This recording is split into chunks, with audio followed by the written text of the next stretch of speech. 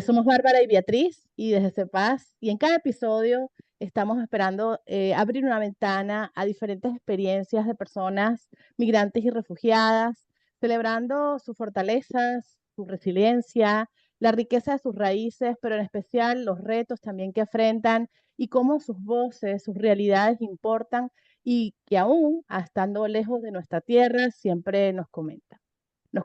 Así que comencemos con este espacio muy especial, donde hoy tenemos un tema que nos llega al corazón, un tema que efectivamente es parte de la realidad de cualquier persona migrante o refugiado que empieza su trabajo, empieza su camino, eh, por una parte muy retadora, que es el duelo migratorio.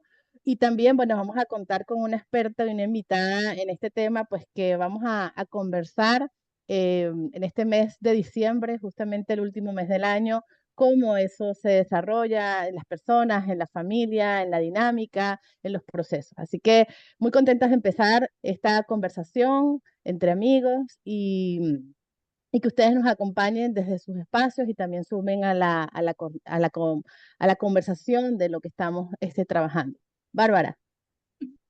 Sí, parte de este primer episodio del podcast Raíces va a radicar sobre algo que todos los migrantes viven el día a día, ¿no? Que es un parte el proceso del duelo migratorio.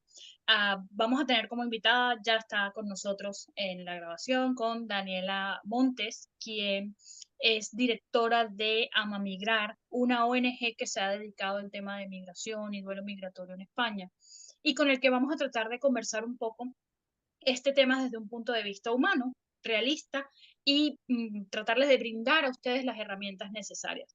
En este momento a nivel mundial hay dos grandes procesos migratorios, tanto en el continente europeo como en el continente americano. La incertidumbre de la falta de regulaciones, del no saber cómo progresar, cómo la documentación, las separaciones de familia, todo el cambio que vive cada uno de los migrantes es un tema que el 2025 nos va a llevar mucha tela que cortar. Por eso queremos adelantarnos con ello y poderles dar a ustedes herramientas de identificación, de qué hacer, de cómo hacerlo, con una experta como Daniela. Daniela, bienvenida. Gracias, bienvenida a las dos, a todos los oyentes. Hola a todos, a todos y a todas desde el otro lado del charco. Pues sí, soy Daniela Montejarenas, soy la infancia migrante. Yo llegué a España con 10 años y me ha parecido muy llamativa ciertas cosas del podcast que antes de empezar a hablar pues se me estaban viniendo a la mente y es uno que se llama Las Raíces y tiene el tema de las raíces tiene mucha influencia en lo que vamos a hablar hoy en el día del proceso de los procesos de gestión emocional y de duelo migratorio. Y otra cosa es que lo estamos sacando en Navidad, en diciembre, que para la mayoría es un año, un mes de celebración, pero también es un mes de mucha reflexión, porque se cierran ciclos, ¿no? Y que todo eso hablándolo desde la gestión emocional y desde los procesos de duelo migratorio me parece muy interesante que lo podamos evidenciar hoy. Claro, Daniela. Y es un tema también la identificación, porque cuando hablamos de duelo migratorio, uno se imagina el duelo cuando muere un familiar, pero eso no es simplemente el hecho de que muera un familiar, eso tiene muchos componentes. L- ¿Cómo podríamos definirlo de una forma muy sencilla para que cualquiera pueda identificarlo? Y no a lo mejor camuflajearlo con estoy deprimido, estoy triste, me siento mal, esto va a pasar, sino que es un proceso que tiene un inicio, una trayectoria y un posible final, pero que además no es para todo el mundo con los mismos tiempos, ¿no? Explícanos un poco en forma lo más sencilla posible, ¿no? Como para niñitos, para poder Mm. identificar si tenemos este proceso de duelo migratorio y en qué fase estamos. Mira, Bárbara, es muy interesante lo que dices porque retomando un poco a lo que decías del nacimiento de Ama Migrar, Ama Migrar en un principio nació como un espacio de consulta en la red, sí, en internet, con la intención de dotar a la gente de conocimiento. ¿Qué ha pasado con Ama Migrar en estos 3 años? que de repente muchísima gente de diferentes partes del mundo era como, hey, lo que tú me estás escribiendo me suena, hey, lo que tú me estás escribiendo me sirve para poner nombre, hey, a mis hijos, a mis hijas les está también pasando esto. ¿Y por qué? Porque tú lo acabas de decir claramente. Y asumimos que el duelo es la pérdida de pareja, la pérdida de un ser querido, la pérdida de una mascota, algo que coges que es tangible y que de repente desaparece. Pero lo cierto es que el duelo migratorio se caracteriza por ser una situación de estrés múltiple y constante que se somete a la persona que migra a cambios múltiples y permanentes en el tiempo. Entonces, sí que hay esa pérdida de estatus, hay esa pérdida de vivencias, hay esa pérdida de rol dentro de las familias, hay esa pérdida de lengua también porque nos comunicamos de la misma forma, pero hablamos el mismo idioma, perdón, pero no nos comunicamos de la misma manera, ¿no? Y todo eso, ese engranaje de múltiples pérdidas, es lo que conforman el proceso de duelo migratorio. ¿Cuál es la diferencia? Tú preguntabas, ¿cuál es esto de yo no estoy deprimido? Una de las diferencias principales del duelo migratorio y la depresión es que el duelo migratorio acompaña a toda la persona migrante en todo su proceso migratorio, evoluciona con ella. Porque no quiere decir que si tú has migrado en situación de régimen de estudiante, por decirlo así, te encuentres con una serie de confrontaciones en tu proceso de estudio y evolutivo y que si al final pasas 30 o 40 años en el lugar de acogida, cuando llegues al proceso de tu vejez y de tu jubilación, no pienses como, bueno, ¿y ahora que estoy acá? ¿Dónde voy a envejecer, no? Entonces, el proceso de duelo migratorio no finaliza. Es una cuestión de ambivalencia, es un querer estar en dos sitios a la vez y no poder. Principal diferencia con la depresión, que la depresión tú sufres apatía, en la depresión tú sufres un desánimo general que las personas migradas no lo tienen. Las personas migradas lo que pueden llegar a tener es una fatiga crónica, estar Que se cansados identifica constantemente. como. Dame el ejemplo, ¿no? Para que la gente pueda identificarlo en su persona. Mira, es para mí, o los casos que yo atiendo, yo hago siempre 2 preguntas. Y la primera es, ¿cómo duermes por las noches? Ujú. Y la segunda es si sientes que estás viviendo en piloto automático. Porque esas 2 cosas están muy relacionadas con el cansancio mental. Okey. Con lo que hablábamos de, por ejemplo, una mamá migrante que está por ejemplo, en los Estados Unidos, que es donde están ustedes ahora, pero sus hijos están en, no sé, en Colombia, con una diferencia horaria, por decirlo así. Entonces, esa mamá, si bien está trabajando en los Estados Unidos, está con un proyecto, está con una intención, resulta ser que constantemente está pensando en lo que están haciendo sus hijos, en la diferencia horaria, en, en si tienen, no tienen, en cómo les fue en el colegio y no hay ese feedback directo de información, con lo cual lo que se produce es un agotamiento constante en la persona mental. Daniela, pero Vale, dicen vives que, en 2 lugares a la vez. sí, dicen que es como ese estrés múltiples, pero que también tiene como etapas, ¿no? Y hay etapas diferentes en el proceso, algunos Sí, le tarda más, otros le tarda menos, incluso depende de la edad, del plan, cómo podemos identificar que alguien diga, bueno, esta es la etapa que yo estoy ahorita, o estas son las etapas claras, o no sean siempre las mismas etapas, ¿cómo puede ser eso? Algo que la gente identifique y maneje y entienda, estoy en esta etapa o esta etapa a mí no me pasó, ¿cómo funciona?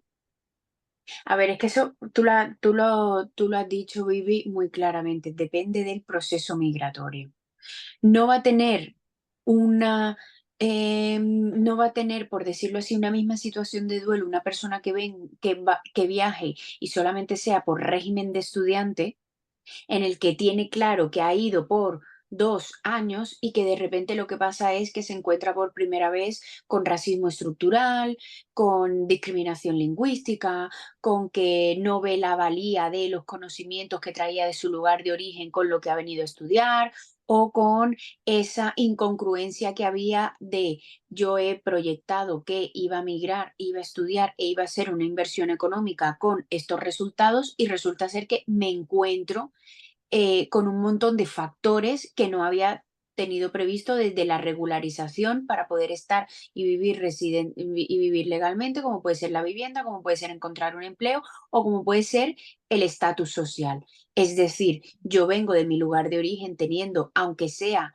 un mínimo de coberturas básicas, y cuando migro me doy cuenta que prácticamente las estoy perdiendo todas, desde los amigos a la cultura, a ese quién soy yo, ¿no? Yo creo que yo era esta persona cuando estaba en mi lugar de origen y de repente estoy navegando en quién soy y sobre todo en quién voy a ser después. Yo identifico o en el tipo de acompañamiento en duelo que yo hago, yo quiero dejar claro en este podcast que yo no soy psicóloga, yo soy trabajadora social, experta en migraciones y experta en duelo migratorio, con lo cual el tipo de acompañamiento, intervención o la parte más clínica que yo trabajo siempre es desde el trabajo social. Entonces, los factores que yo identifico en el proceso de duelo siempre tiene que ver con mucho con la toma de decisión de por qué estoy migrando, que es que eso no nos los preguntan. Y es más, nosotros a veces ni siquiera somos capaces de contestar eso. Luego, cuando ya llegas al lugar de acogida, obviamente cuando llegas al lugar de acogida hay una serie de fases. Yo siempre digo que los primeros 6 meses son una fase total de enamoramiento. El sistema público funciona o tengo calidad de vida y garantía de, nosotros migramos normalmente desde los países latinoamericanos a Estados Unidos o, por ejemplo, de los países latinoamericanos aquí a España, donde yo me encuentro, y de repente muchos de los latinoamericanos cuando llegan aquí a España es como, uff, la seguridad, ¿no? La seguridad vial, la seguridad en las calles, eso de tú ves La cierta comida, tranquilidad, la comida, o sea, hay una serie de cosas que es como, wow, la arquitectura, en el caso de Madrid, por ejemplo, donde yo estoy, ayer estaba hablando con una persona migrada y me decía, es que yo al principio estaba enamorada de los edificios. Yo caminaba por el centro de Madrid y era, pero me siento en una película. Entonces, esa fase de enamoramiento suele durar unos 6 meses. ¿Por qué? Porque uno está, por un lado, muy ocupado haciendo trámites para residir, que si buscas la casa, que si tal, que si te adaptas, que si no sé qué. Y luego está como, bueno, todo lo que te aporta el lugar de acogida en el que tú has llegado cuando es una cuestión decidida al lugar en el que estás, ¿no? ¿Qué pasa esos 6 meses? Que en esos 6 meses, después de un tiempo, resulta ser que o se me acabó la plata, o no pasó todo lo que yo esperaba, que yo iba a encontrar trabajo de la forma en la que lo iba a encontrar, y me doy cuenta que en lo que yo, si soy una persona con una carrera profesional, tengo que empezar a desempeñar trabajos en sectores de baja cualificación, con lo cual es como pérdida de talento, ¿no? Esa fuga de cerebro, ese yo vengo de haber invertido en mi lugar de origen tantos años, tanto trabajo, o venía de haber adquirido cierto estatus en el que ya vivía solo o sola, en el que mi familia ya más o menos estaba con una cierta cobertura, y de repente me doy cuenta que aquí, por ejemplo, en el caso de España, pues llegamos a compartir habitaciones, llegamos al sofá de otras personas. Entonces, todo eso en ese periodo de 6 meses, pues esa fase de enamoramiento va evolucionando a una fase de como de realidad, ¿no? En la que la que la persona ya empieza a confrontarse a sí misma de he hecho lo correcto,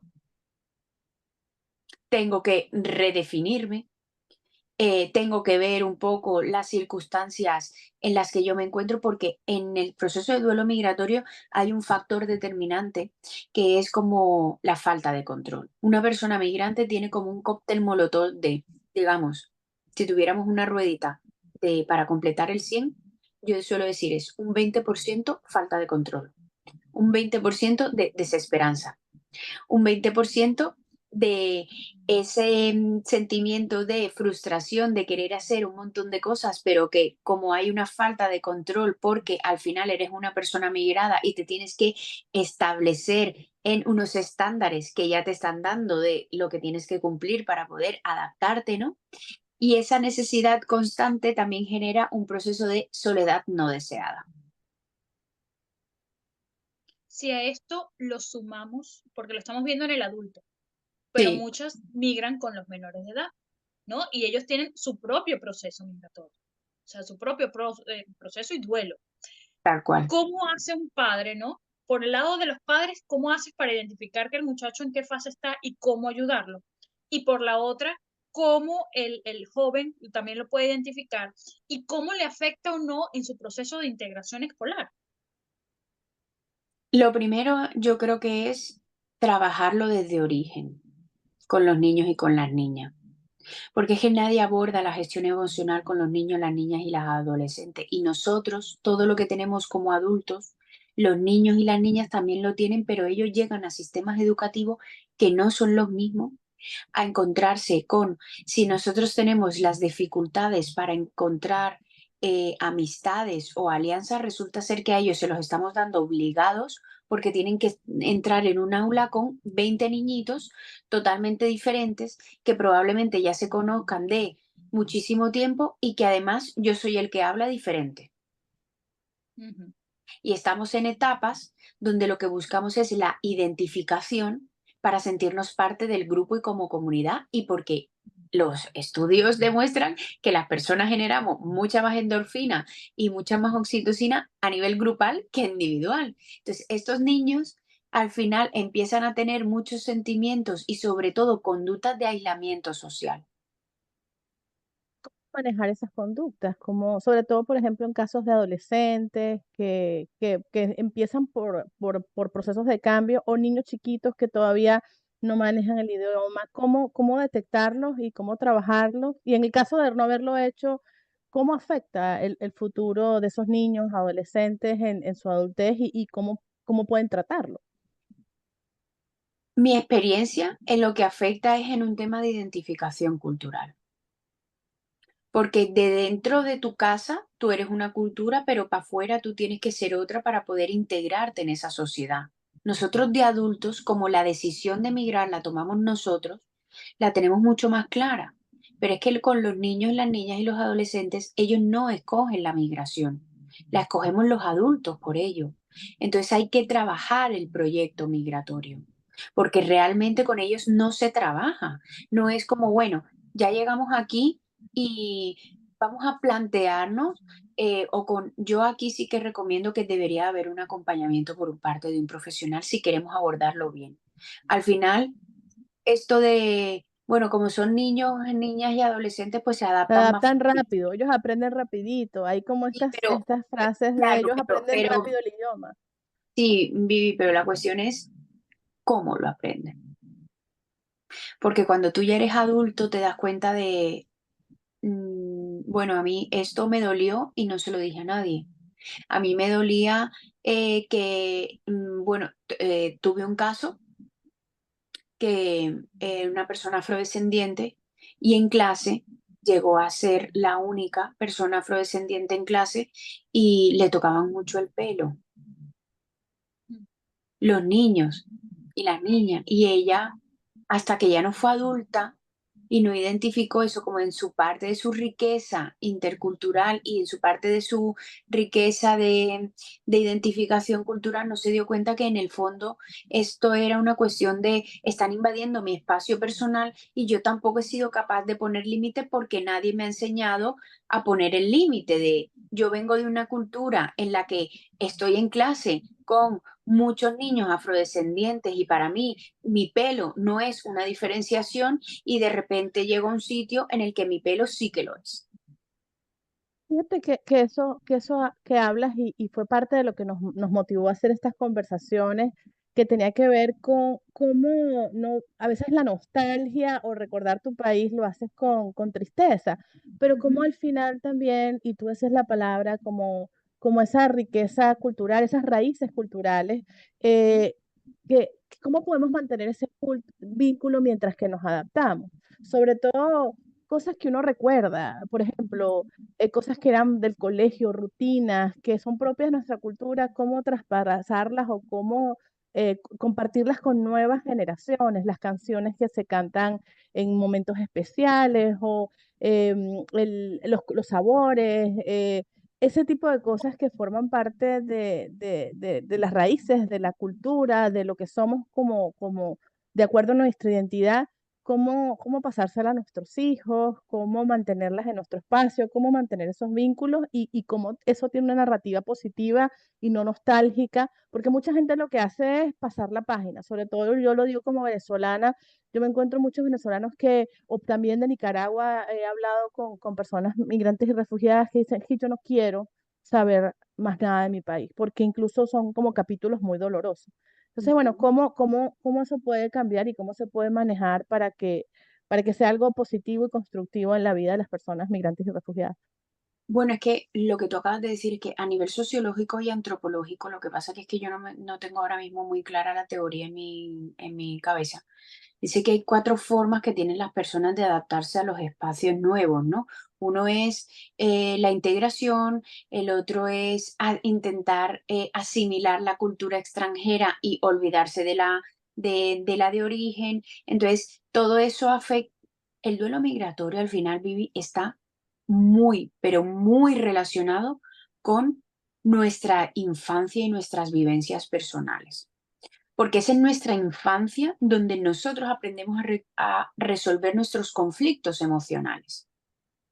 Y es que tú a una persona migrante no la oyes decir, hey, estoy triste porque estoy en duelo migratorio.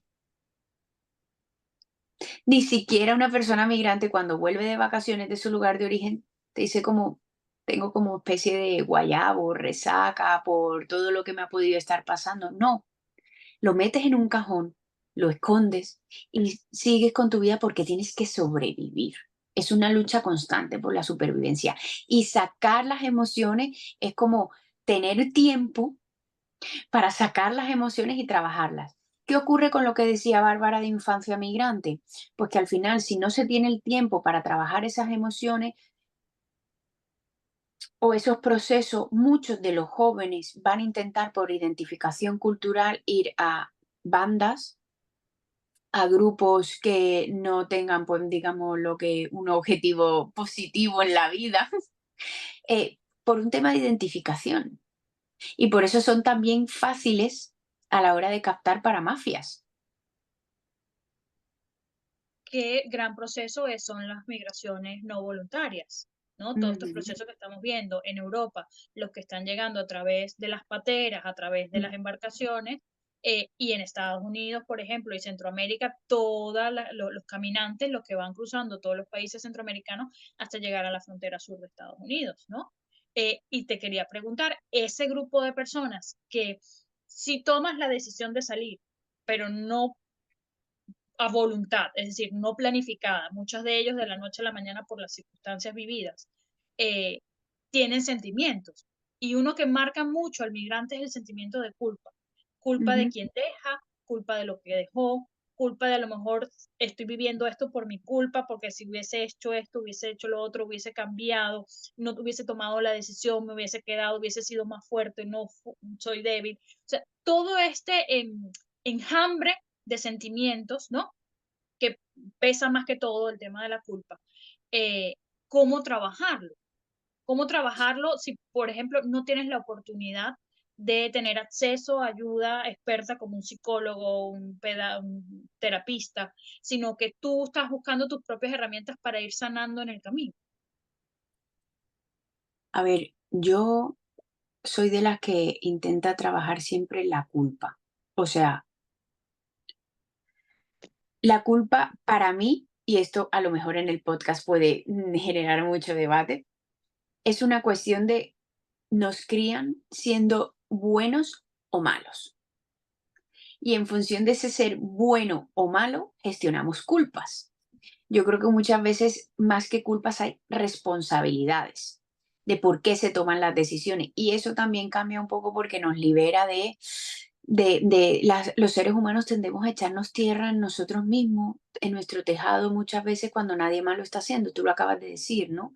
Esas personas que al final toman decisiones a ver, al final las migraciones son un movimiento de amor por tu vida, por la de tu familia, por mejorar tu calidad de vida, em, por ese amor propio. Al final hay muchas cuestiones que se toman en torno al amor y intentar sobrevivir es amor hacia ti mismo, tal cual.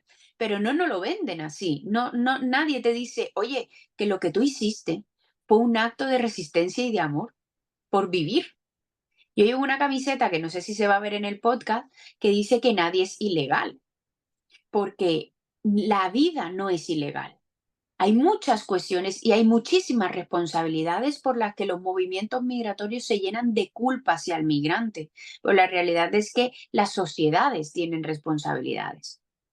Cuando una persona no tiene herramientas o no puede tener acceso a un acompañamiento terapéutico hay muchas formas en las que tú puedes ahora mismo, como está Internet, leer e identificar. Sirve mucho también las redes de apoyo sociales que puedas crear.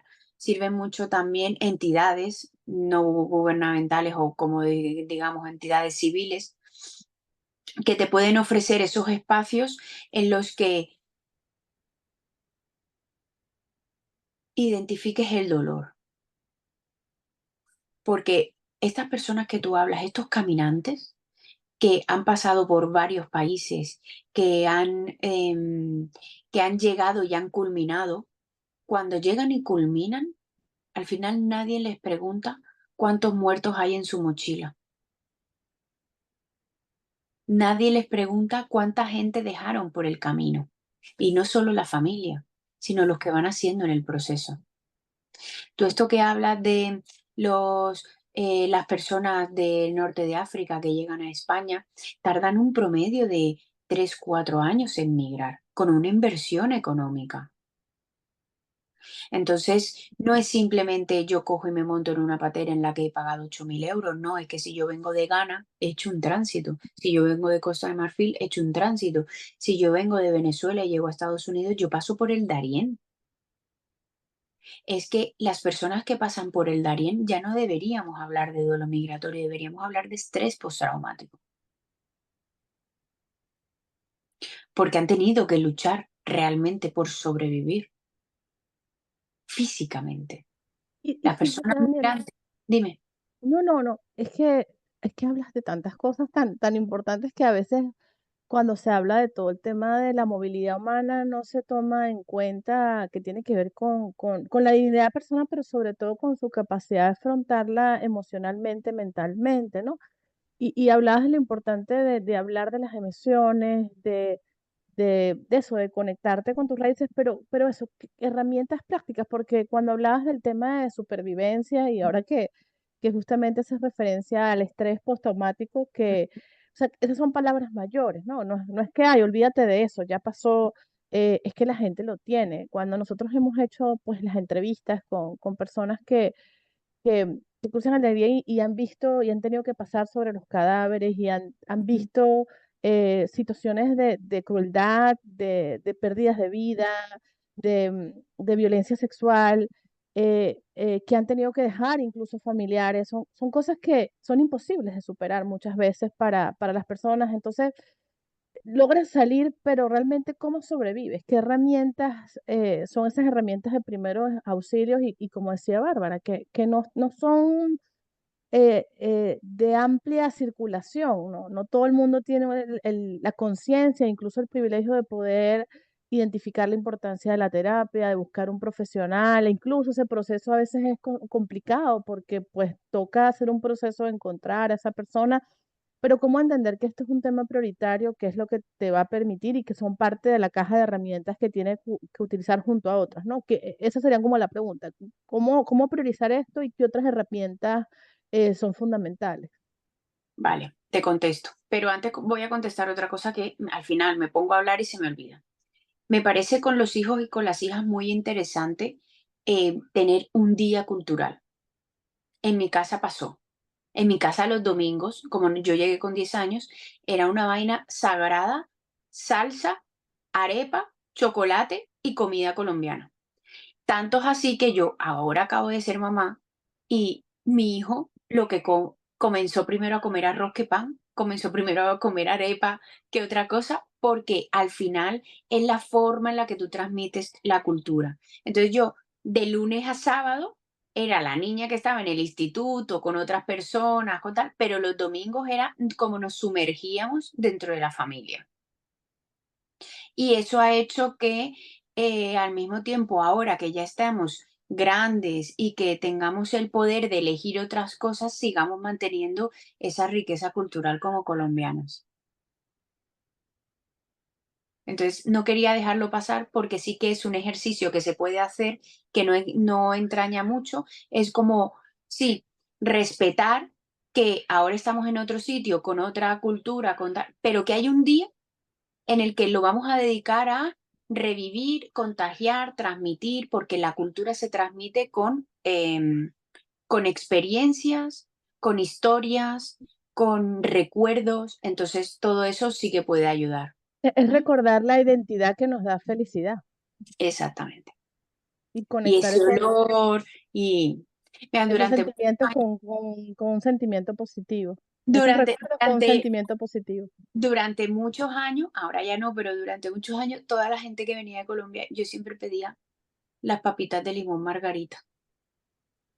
Y la gente me decía, pero ¿por qué pides papita? O sea, no me valían cualquier papita de limón. Yo quería las papas de limón margarita. Y era porque eran las papas de limón que mi madre nos ponía en la lonchera. Entonces yo quería las papas de limón margarita, porque la Pony y un montón de vainas sí que han habido aquí. Bueno, y cuando nosotros llegamos a España hace 25 años, y llegamos a un pueblo además de Andalucía, mis padres conducían 1 hora y media para ir a un sitio en el que poder comprar productos latinos. Claro, eso ha ido evolucionando y con la globalización pues lo tenemos más cerca, ¿no? Sí. El te- Y el Ahí tema Igual de las a veces no redes. saben igual, no saben Y no, igual, pero también te digo una no se cosa, el tema parece. de las redes, el teléfono, esto ha favorecido muchísimo el contacto, el seguir los vínculos, pero sí que es cierto que un migrante cuando está fuera, al final a su familia, por ejemplo, siempre le dice, yo estoy bien, y a todo el mundo tú le preguntas, bueno, ¿cómo estás? Y él es como, bien, pero a nadie le dice como, oiga, tengo un dolor porque no sé si hice lo correcto, tengo un dolor porque ya llevo a lo mejor 10 años viviendo en Estados Unidos o en España o en donde sea, porque pueden haber migrantes venezolanos en Argentina y va a pasar lo mismo. Tengo un dolor porque es que resulta ser que yo me vine con 30, ahora tengo 40, soy hijo o hija única y, y mis papás están envejeciendo y yo ahora qué hago. Claro, hay un tema de responsabilidad. Y otro tema que el Por eso te migrante yo creo decía, que es pero la por llamada, eso sí, no, decía, que es ¿es la culpa llamada o es responsabilidad? Sí. también, no, pero también uno, el manejo de la culpa, ¿no? Porque siempre yo digo algo, ¿no? Y como yo, hija y nieta de migrantes, ¿no? Siempre me acuerdo yo de que a mi abuela le avisaron que mi bisabuela había muerto a través de una carta que llegó 3 meses después, ¿ok? Ujú. Estamos hablando de después de la Segunda Guerra Mundial, o sea, eran cartas, era el correo clásico, no era un email, no era un telegram. Y ni siquiera poderla ir a ver, que eso le pasa a muchos migrantes, no poder regresar al país de origen. Y eso te Ujú. hace sentir culpa, ¿no? O te hace sentir culpa que hay padres y hay, especialmente las madres que tienen cerradas las habitaciones de los hijos y está tal cual como la dejaron, ¿no? Entonces tú te sientes como ese sentimiento de culpa de que el otro también se sienta mal por ti. Porque el duelo migratorio es un duelo que, aunque la gente lo desconozca, también lo sufre la familia que se queda. Es que el duelo migratorio al final, si empezamos a hablar desde la teoría, es un duelo transgeneracional, se transmite de generación a generación. Es un duelo que también lo sufren las personas que se quedan en lugar de origen, como tú lo acabas de evidenciar, porque ellos tienen una pérdida es que tienes una pérdida, es que es una realidad, no estás ya en el día a día. Puedes estar en el teléfono como estás, pero a lo mejor hablamos 15 minutos, pero si yo estaba antes viendo a esa persona constantemente y de repente desaparece, yo tengo una pérdida, pero que también la tengo yo como persona migrada, ¿no? Al final el duelo migratorio es el cúmulo de muchas pérdidas al mismo tiempo. Y que es un duelo prohibido. Eso sí, esto sí es algo que siempre suelo comentar yo en todos los espacios. El duelo migratorio es un duelo prohibido, entonces eso hace como que tú lo metas todo en un cajón. Yo a las personas que acompaño en los procesos de acompañamiento terapéutico les digo, mirar, esto es así. Cuando tú vas a una casa de visita, tú entras a la cocina y al salón, pero tú no entras a los cuartos, está prohibido, a no ser que tengas mucha confianza. Pero si entrásemos en alguno de esos cuartos, probablemente la persona que nos invitó a su casa tendría o un armario o un cajón en el que resulta ser que cuando nosotros le dijimos que íbamos a venir, lo metió todo para que todo se viera limpio.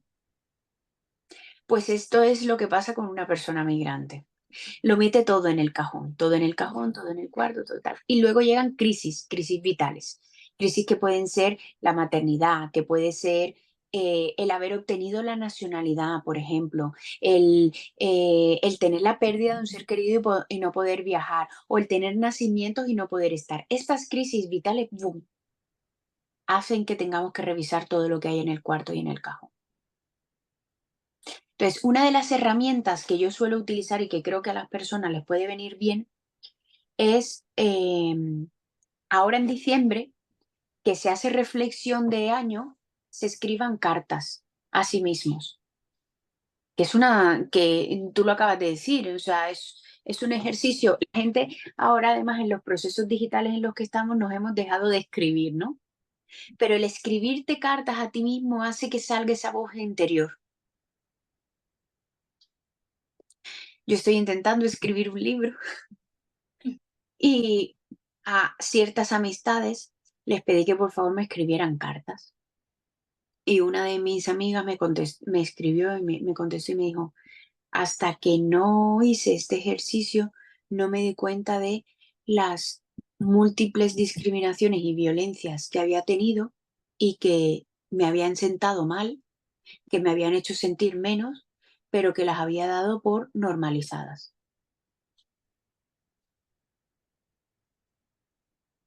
Y al escribirme la carta me di cuenta que los comentarios de por no encontrar el trabajo que yo tenía previsto, o llegar con una categoría profesional y de repente volver a ser junior, o sí, la discriminación por etnia, la discriminación por religión, o sea, todas las múltiples discriminaciones, ¿no? Sin evidenciar los tránsitos, ¿no? Porque, como tú decías antes, Bárbara, no es lo mismo quien llega en avión que quien llega en patera. Y lo mismo pasa en Estados Unidos, ¿no? Fíjate, y ya estamos cerrando, porque la verdad que yo creo que nos daría todo lo que hemos hablado como para un nuevo programa, así que Daniela, yo creo que te vamos a tener que hacer otra cita, pero justamente que nos hablas de herramientas. eh, Hay personas que tienen rato y quizás están escuchando esta información y dicen, lo que yo tengo es el duelo migratorio. Otras que están saliendo o están recientes saliendo y digo, oye, ¿cómo me preparo para eso? ¿Qué podrían hacer? Es decir, ¿cómo te preparas para eso y cómo, si lo tienes, lo abordas? Decías lo de la carta, pero ¿qué otras vías de afrontarlo, de reconocerlo, de trabajarlo? ¿Cómo planeas, o si es algo que se puede planear, el trabajo personal con el duelo migratorio, el trabajo con tu familia, el trabajo con tus amigos? ¿Cómo puedes planear y cómo puedes abordar eso tanto antes o como si no los has abordado? Pues mira, yo creo que diría que con lectura y con conocimiento, porque es que por mucho que intentemos planificar, el proyecto migratorio, sí que es cierto que se puede llegar a cumplir un 80, ¿vale? Pero hay un 20% de margen de error. Y ese 20% de margen de error, pues bueno, dependerá mucho de nuestra autoestima y nuestro concepto. Eso es lo que realmente hay que trabajar. Nuestras capacidades de resiliencia, nuestros soft skills, por decirlo así, nuestras habilidades blandas, ¿vale? Porque al final nosotros nos exponemos a situaciones como personas migradas que ponen, es como, es este modelo de arte, que además yo lo digo mucho, es este modelo de arte que tú llenas, es un lienzo en blanco, llenas muchos globitos de colores y luego vas lanzando dardos y en función de tu puntería se van rompiendo los globitos de colores y queda una paleta blanca, ¿vale? Tú ya antes de empezar sabes que vas a necesitar el lienzo, los colores, el globo y los dardos. Pero hay un factor muy importante que no tienes en cuenta y que depende mucho, que es tu puntería. Y en esa puntería va a variar el día, lo que te haya pasado, lo que esté pasando en tu lugar de origen, lo que no, lo que ves en medios de comunicación y sobre todo lo que hablábamos en un principio, el duelo migratorio tiene 3 características, que es un duelo parcial, no termina como el país no desaparece, no es un, no, tú no puedes hacer como cuando se muere un ser querido, que es como, bueno, empiezas a vivir sin esa persona. Tú no puedes no vivir sin el país, ni con todo lo que has tenido en el país.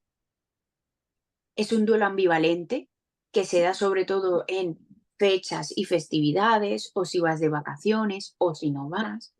Y como decía al principio cuando me preguntó Bárbara, es un duelo muy arraigado a cómo nosotros hemos enfrentado nuestras situaciones emocionales en la infancia y en la adolescencia. Si yo soy una persona que a mí me han criado con que cada vez que lloro me dan un juguetito para distraerme el dolor, pues yo de repente soy un adulto que lo que hace es obviar mis emociones y distraerlas. Pero la vida constantemente hace que tengamos cosas que nos las pone de frente y nos hacen reflexionar al respecto, ¿no? Entonces, las herramientas tienen que ir más allá de la simple planificación administrativa y jurídica. Las herramientas tienen que ir desde,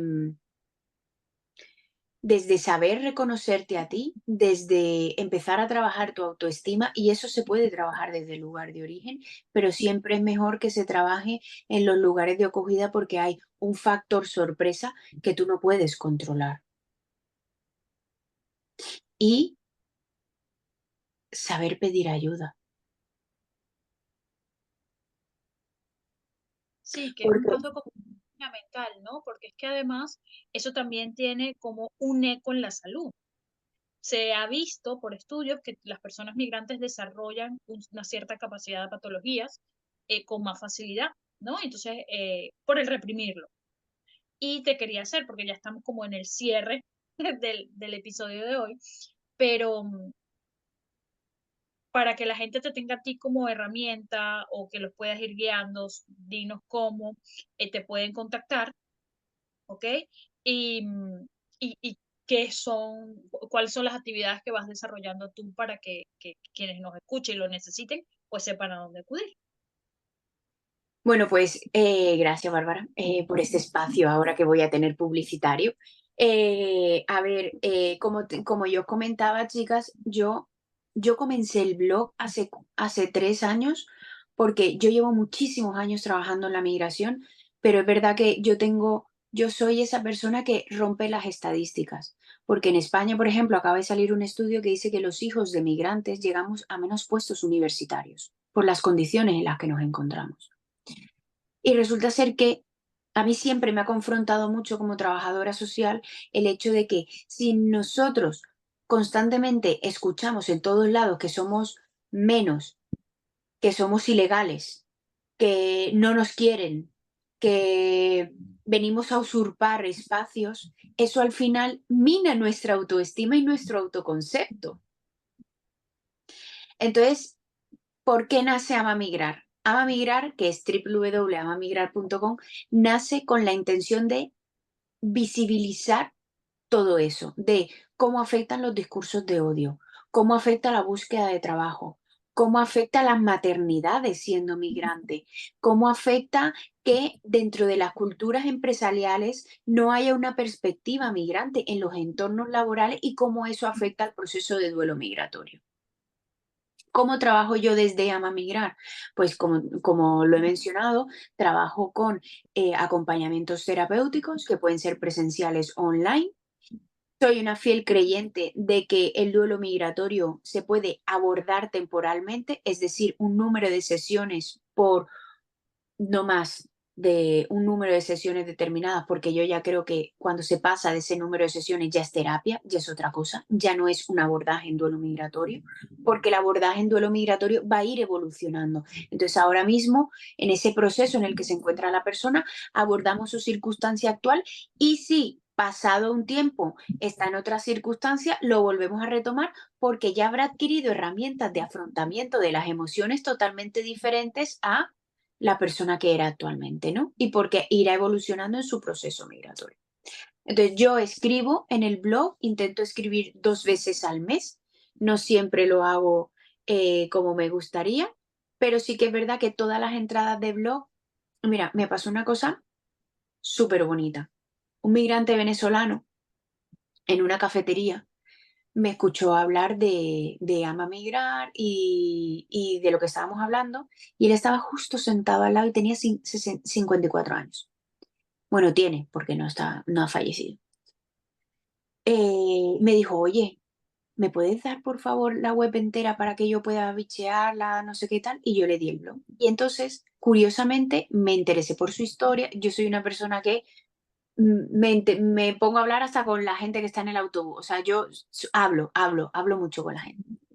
Y entonces, por circunstancias de la vida, le dije que viniera a mi oficina al día siguiente, que hablásemos y que me contase un poco a qué se estaba dedicando en Madrid y ver yo cómo le podía colaborar. Esta persona, cuando entró en mi despacho, después de 4 años de haber migrado, al leer la última entrada de blog que hice sobre la salud mental de las personas migrantes, se rompió y me dijo, por primera vez he sido capaz de leer lo que me estaba pasando. He sido capaz de ponerle nombre a lo que me estaba pasando. Entonces, yo desde Ama Migrar intento trabajar mucho la formación y la sensibilización, entendiendo que como está el derecho humano a movilizarnos, nosotros somos seres humanos. La movilidad es un derecho humano. Justamente este podcast va a salir entonces el Día Internacional de los Derechos Humanos y por eso quiero reconocer que si está dentro de nuestro derecho humano migrar y no somos ilegales, también está dentro de nuestro derecho humano sentir y legitimar nuestras emociones, porque legitimar las emociones de una persona migrante es evidenciar que no solamente somos tasas demográficas y capital económico, sino que somos un capital social valioso y que eso ayuda a construir también otra historia y otro paradigma para las personas migrantes. Entonces yo les animo a que me lean, a que me escriban, a que estoy en LinkedIn como Daniela Montes Arenas, a que la diferencia horaria no es un problema, si se quiere se pueden encontrar los espacios. Con las empresas, como trabajo es, intento primero detectar las necesidades que tienen las personas migrantes dentro de las empresas, hacer formaciones grupales y luego ya abordar el acompañamiento en duelo a nivel individualizado de esas personas migradas que lo necesiten. Porque, y esto sí que sería chévere poderlo evidenciar, está demostrado que cuando al final tú trabajas dentro de las culturas organizacionales, las perspectivas y las interseccionalidades, y el ser migrante es una interseccionalidad, aumenta la productividad, aumenta la cohesión grupal, aumenta el sentido de pertenencia y eso al final a las empresas les interesa porque retienen el talento. Entonces no sé si he contestado a la pregunta. Todo un mundo, ¿no? Es todo un tema que se va concatenando una cosa con la otra, ¿no? te quiero agradecer por estar aquí con nosotras en este primer episodio, tocando este tema de duelo migratorio, con pequeñas pinceladas y pequeñas cosas que podamos contribuir con las personas, porque es parte de lo que queremos hacer con el podcast. Y ahorita que vienen fechas fuertes, duras para todo el que es migrante, que no puede estar cerca de sus seres queridos, pues saber que no es simplemente tristeza, añoranza, sino que hay un poquito más que hay que ir trabajando y elaborando para que su proceso sea un poquito más suave, porque igualito, ¿no? Se tiene que vivir el duelo con todas sus etapas, pero cuando ya lo identificas y lo vas trabajando a que no sabes lo que te está pasando. Así que Claro, te quiero muchísimo. perdona, Bárbara, es que antes que no lo dije con Vivi, en el duelo migratorio se va a dar también, como en cualquier otro duelo, la ira, la negación, la frustración, ese por qué, ¿no? Y por qué me está pasando esto, para luego llegar como una situación como más de estancamiento y más de decir como, bueno, ya me estoy adaptando, pero que te adaptes y que te integres no significa que no dejes de sentir, porque tú lo acabas de exponer muy claramente, vendrán fechas en las que esa ira, esa rabia y esos 7 pasos de duelo que la teoría lo explica muy bien, yo creo que en una persona migrada tiene muchas aristas, porque puedes ir la ira orientada hacia el país, puede ir la ira orientada hacia las circunstancias, puede ir la propia ira al tránsito migratorio que haya tenido, la negación de yo ya no quiero ningún vínculo con el lugar de origen porque voy a ser otra persona. Todas esas son decisiones que se toman para sobrevivir. Pero entonces las personas tenemos que conocernos para saber por qué estamos tomando esas decisiones. De Sí, es Daniela. machacarnos con ira, machacarnos con furia, machacarnos con... O sea, Sí, porque podríamos haber tenido esta conversación y ser mucho más teórica y dar herramientas de, bueno, sí, hay autores que dicen esto desde la antropología, desde la sociología o desde la propia psicología, porque por eso hay muchos procesos de terapia, pero no es desde donde a mí me gusta ponerle el foco, ¿no? así es, Daniela. Creo que nos has dejado mucho que pensar y me uno al agradecimiento de Bárbara de acompañarnos en esta primera reflexión y esta conversación sobre el duelo migratorio. Y bueno, con ese agradecimiento, pero con esas palabras de sentir nuestras emociones, cerramos este podcast. Eso fue Raíces, este espacio de conexión, aprendizaje y reflexión para todos quienes construimos nuevos caminos de lejos de casa. Y pues te agradecemos a ti y a todos los que nos han acompañado hasta el final de este episodio. Y bueno, recordamos que nuestras raíces son nuestra fortaleza y juntos seguimos creciendo. Así que si te gustó este contenido, pues compártelo, síguenos en las redes sociales, sigue a Daniela y para seguir ampliando estas historias, nos vemos en una próxima conversación en el podcast Raíces. Saludos a todos, gracias Daniela, gracias Bárbara y nos vemos próximamente.